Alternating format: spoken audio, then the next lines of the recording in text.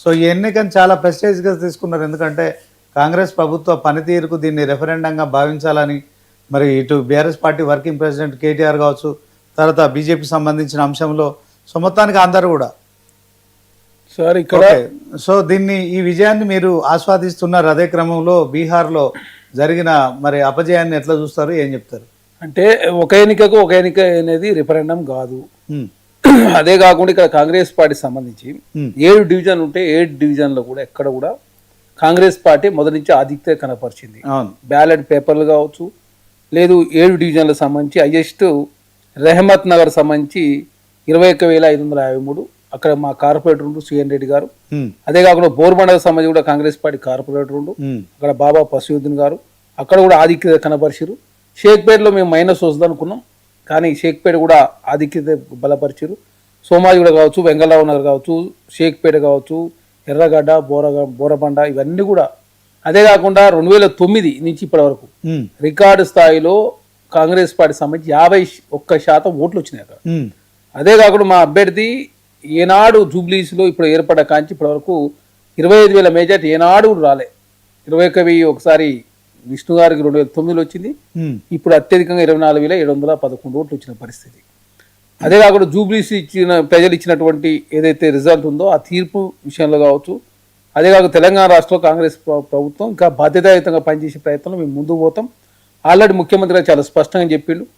కిషన్ రెడ్డి గారు కావచ్చు, కాంగ్రెస్ పార్టీ కేంద్ర మంత్రులు సంజయ్ గారు కావచ్చు, కాంగ్రెస్ పార్టీ అందరం కలిసి తెలంగాణ అభివృద్ధి కోసం పనిచేద్దాం. 2 సంవత్సరాల కాలం పాటు ప్రతిపక్ష పార్టీలకు సంబంధించి కేటీఆర్ గారు కావచ్చు, హరీష్ రావు గారు కావచ్చు, ప్రతిపక్షంలో ఉన్న నాయకులు కావచ్చు, కేంద్రంలో ఉన్నట్టు భారతీయ జనతా పార్టీ కావచ్చు, అందరం కలిసికట్టుగా పనిచేసి తెలంగాణ రాష్ట్రానికి సంబంధించిన డెవలప్మెంట్లో అందరం భాగస్వాములు అవుదాం.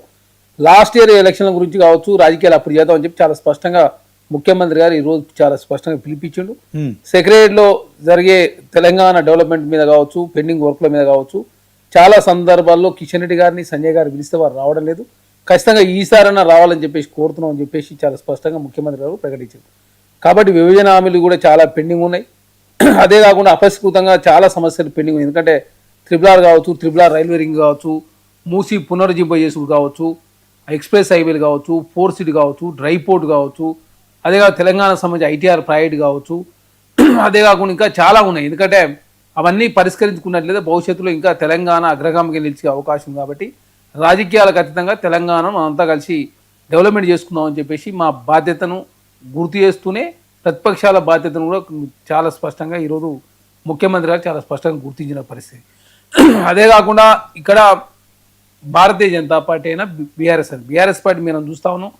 జూబ్లీ సెలక్షన్లో మాగండి గోపీనాథ్ గారు చనిపోయిన తెల్లారి నుంచే వాళ్ళు స్టార్ట్ చేసారు. 6 నెలల నుంచి వారి పార్టీకి సంబంధించిన ఎమ్మెల్సీలు కావచ్చు, ఎంపీలు కావచ్చు, ఎమ్మెల్యేలు కావచ్చు, బీఆర్ఎస్ పార్టీకి సంబంధించిన శ్రేణులంతా కూడా అక్కడ మమేకమై పనిచేశారు. మేము హార్డ్లీ మా మంత్రులు కావచ్చు, మా ముఖ్యమంత్రి గారు అయితే చివరి వారం రోజులు మాత్రం టైం ఇచ్చిండు. మా మంత్రులు 20 రోజులు సంది మా కామేసిన మాట వాస్తవం. అంతకుముందు పొన్నం ప్రభాకర్ గారిని ఇన్ఛార్జ్ చేశారు, హైదరాబాద్ ఇన్ఛార్జ్ మంత్రిగా. తర్వాత వివేక్ వెంకటస్వామి గారు కావచ్చు, తుమ్మల నాగేశ్వరరావు వారు చూసుకున్నారు. తర్వాత మాత్రం రాష్ట్రంలో క్యాబినెట్ కావచ్చు, ఎమ్మెల్యేలంతా కూడా 20 రోజులు మాత్రం జూబ్లీస్లో మా కామేసిన మాట వాస్తవం. అదే కాకుండా మేము ఏం చేయబోతా ఉన్నాం హైదరాబాద్కు, గతంలో ఏం చేసింది బీఆర్ఎస్ పార్టీ 10 సంవత్సరాల కాలం పాటు. అదే కాకుండా దత్తాత్రేయ గారు కేంద్ర మంత్రిగా ఉన్నారు, కిషన్ రెడ్డి గారు కేంద్ర మంత్రిగా, టూరిజం శాఖ మంత్రిగా, మైనింగ్ శాఖ మంత్రిగా, కల్చరల్ శాఖ మంత్రిగా, హోం శాఖ సహాయ మంత్రిగా. అదే కాకుండా 6 సంవత్సరాలు వారు ఉండి జూబ్లీస్కి ఏం చేశారు, సికింద్రాబాద్కి ఏం చేశారు అనేది చాలా స్పష్టంగా ప్రజలకు వివరించినాం. మేము ఏం చేయబోతా ఉన్నాం హైదరాబాద్కు, జూబ్లీస్ కూడా ఏం చేసినాం, భవిష్యత్తులో ఏం చేయబోతున్నాం చెప్పేసి ప్రజల ముందు ఉంచి తెలంగాణ రాష్ట్రంలో జూబ్లీస్లో కాంగ్రెస్ పార్టీ ఓట్లు అడిగారు. దానిలో భాగంగా ప్రజలు మాకు మంచి మెజార్టీని ఇచ్చి గెలిపించిన సందర్భం. అదే కాకుండా మా అభ్యర్థి బలమైన అభ్యర్థి బీసీలంతా కూడా జూబ్లీస్లో సహకరించిన మాట వాస్తవం. అదే కాకుండా అన్ని వర్గాల ప్రజలంతా కూడా కాంగ్రెస్ పార్టీ ఓట్లు వేసారు. కాంగ్రెస్ పార్టీ అభ్యర్థి భారీ మేరతో గెలిపించారు. గెలిచినామని చెప్పేసి కుమ్ములో చేయలేదు. అదే కాకుండా ఓడిపోయినటువంటి ప్రతిపక్ష పార్టీలు వాళ్ళేది మొత్తమే అయిపోయిందని చెప్పి కాంగ్రెస్ పార్టీ మాట్లాడలేదు. కాకపోతే అందరం కలిసి తెలంగాణ డెవలప్మెంట్ చేసుకున్నామని చెప్పి కాంగ్రెస్ పార్టీ కోరుతా ఉంది. అదే కాకుండా బీహార్ సంబంధించి సరే బీహార్లో కాంగ్రెస్ పార్టీ కావచ్చు, ఆర్జేడీ ఓడిపోయిన మాట వాస్తవం. అదే కాకుండా బీహార్లో భారతీయ జనతా పార్టీ కావచ్చు, ఎన్డీఏ కూటమి చాలా సమిష్టి నాయకత్వంలో వాళ్ళు ముందస్తుల టికెట్లు ఇచ్చు కావచ్చు, నితీష్ కుమార్ గారి నేతృత్వంలో మహిళలకు 10,000 రూపాయలు ఏదైతే 2-3 నెలల నుంచి ఇవ్వడంతో ప్రధానంగా మహిళలు ఆకర్షితులవుడు కావచ్చు, కూటమిలో పంచాయతీ లేకుండా చూసుకునే క్రమంలో ఈసారి భారతీయ జనతా పార్టీ ఎన్డీఏ కూటమి చాలా సక్సెస్ఫుల్గా ముందు పోయిన చాలా స్పష్టంగా కనపడతా ఉంది. ఎందుకంటే 2020లో జరిగినటువంటి ఎలక్షన్లో అదే కాకుండా చిరాగ్ పాస్వాన్ గారు దాదాపు జేడీయూ మీద 33 స్థానాలు పోటీ చేసి జేడీయూను చాలా బలహీనపరిచినట్టు సందర్భం మనం చూసినాం. ఆనాడు చిరాగ్ పాస్వాన్ గారు ఒక్క ఎమ్మెల్యే మాత్రమే గెలిచిండు. కానీ ఈసారి చిరాగ్ పాస్వాన్ గారు 20 పైచీలకు ఎమ్మెల్యేలు గెలిచిండు.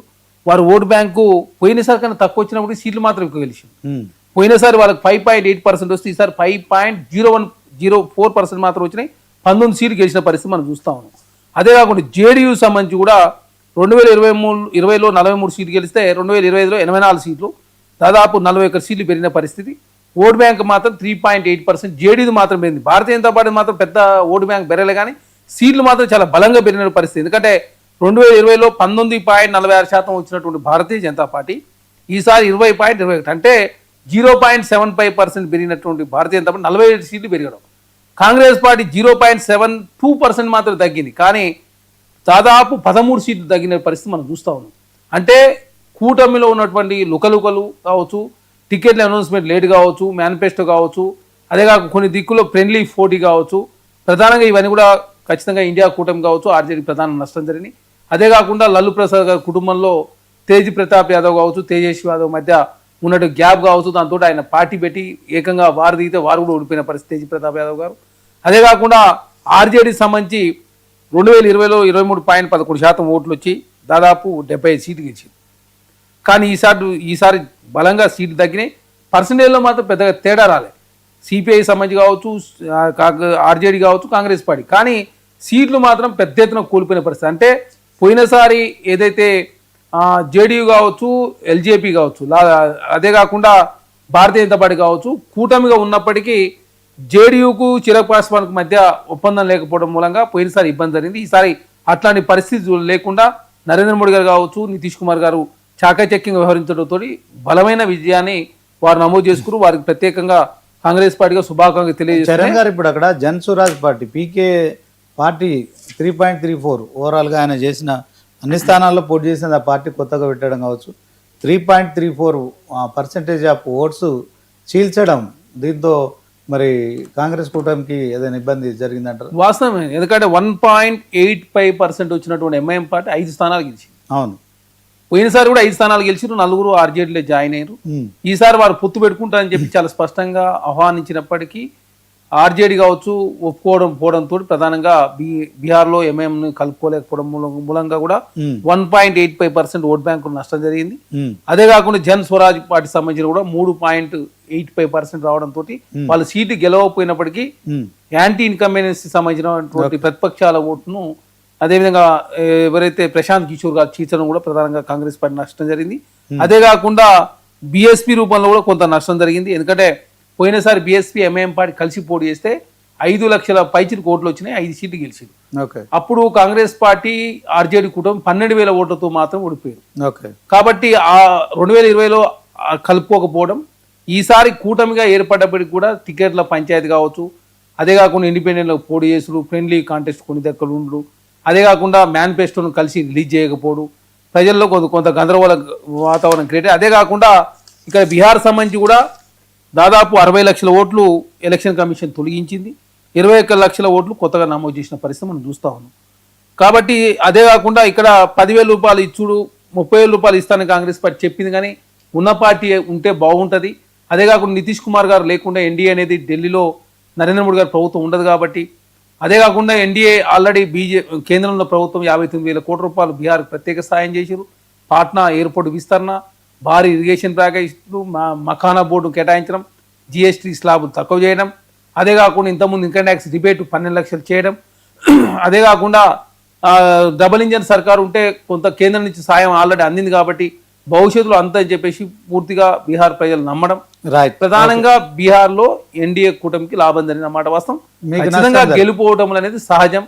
ఖచ్చితంగా జరిగిన నష్టం ఏ విధంగా జరిగింది, ఏ విధంగా సవరించుకుంటే భవిష్యత్తులో 2029 జరిగే పార్లమెంట్ ఎలక్షన్లో ఖచ్చితంగా కాంగ్రెస్ పార్టీ పుంజుకోవాలంటే ఏం చేయాలనేది చెప్పేసి ఖచ్చితంగా ఏసీసీ స్థాయిలో ఖచ్చితంగా చర్చించుకుంటాం.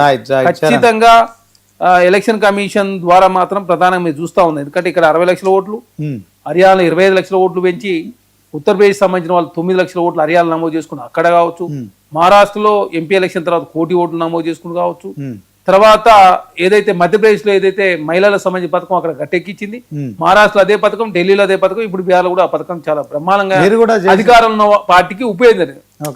ఇప్పుడు అధికారంలో ఉన్న వాళ్ళు ఆల్రెడీ ఇస్తున్నారు కాబట్టి వాళ్ళు నమ్ముతారు, అధికారం లేని వాళ్ళు ఇయ్యరు. అదే కాకుండా కేంద్రంలో నరేంద్ర మోడీ గారి ప్రభుత్వం ఆల్రెడీ బీహార్ కి 58,000 కోట్లు సాయం చేసింది కాబట్టి, సాయం చేసిన ప్రభుత్వం కేంద్రంలో ఉంది కాబట్టి ఇంకా ఎక్కువ సాయం వస్తుందని చెప్పేసి బీహార్ ప్రజలు నమ్మించే దానిలో ఎన్డీఏ పూర్తిస్థాయి సక్సెస్. కాంగ్రెస్ పార్టీ కావచ్చు, ఆర్జేడీ కొంత మేనిఫెస్టో రూపంలో కావచ్చు, ప్రజల మన్ననలు పొందడంలో కొంత విఫలం చెందిరు కాబట్టి ఘోరమైనటువంటి పరాజయాన్ని ముట్టగట్టుకోవాల్సింది. పర్సెంటేజ్ లో తేడా లేనప్పటికీ సీట్లు కోల్పోయే దాంట్లో మాత్రం పెద్ద ఎత్తున చాలా ఇబ్బందికరమైన వాతావరణం మాత్రం ఎదుర్కొన్న మాట వాస్తవం. ఖచ్చితంగా భవిష్యత్తులో ఇట్లాంటి సంఘటన జరగకుండా చూసుకోవాల్సిన బాధ్యత కాంగ్రెస్ కావచ్చు, ఆర్జేడీ కూటమికున్నది. రైట్, థ్యాంక్ యూ చరణ్ గారు. మొత్తానికి సుదీర్ఘమైన విశ్లేషణ అయితే ఇచ్చారు.